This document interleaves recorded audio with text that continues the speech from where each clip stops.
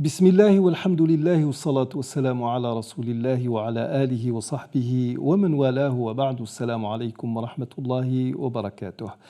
Nous arrivons aujourd'hui au 10e jour de Dhul Hijjah, qui est pour nous, qui ne sommes pas dans les lieux saints de l'islam, le jour de l'Aïd.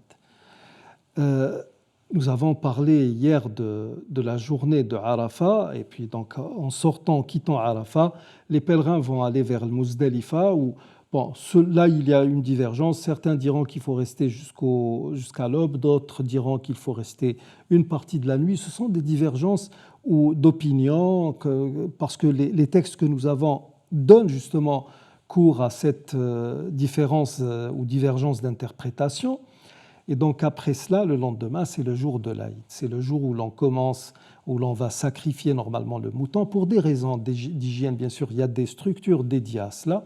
Dans les autres pays de l'islam, les musulmans vont sacrifier un mouton pour se remémorer cet épisode de l'épreuve de Sidna Ibrahim, à qui Dieu a commandé d'immoler Sidna Ismaïl alayhi salam. Ce qui est bien beau dans le Coran, c'est que quand il dira cela à Sidna Ismaïl, même si le geste d'Ismaïl alayhi salam était un geste héroïque, il va dire mon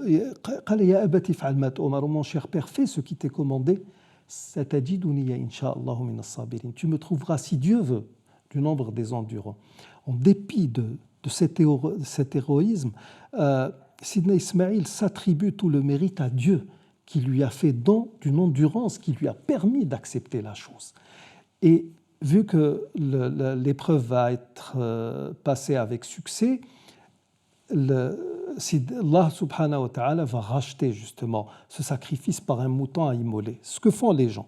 La veille, pendant Arafat, le reste du monde musulman va jeûner le jour d'Arafat. Le jeûne du jour d'Arafat a beaucoup de mérite.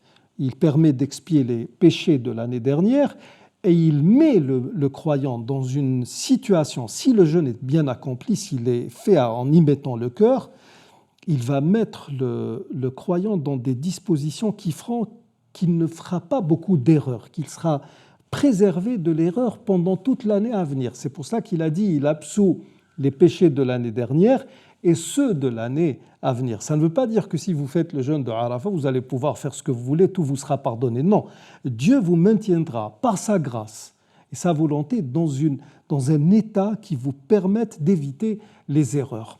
Donc, nous sacrifions justement ce mouton en mémoire justement de cette épreuve passée avec succès. Et la leçon à prendre ici, c'est que tout ce que nous faisons de bien, nous ne le faisons qu'avec la grâce de Dieu. Et c'est pour ça Sidna Ismaïl a dit « Satajiduni insha'Allahu minas sabirin ».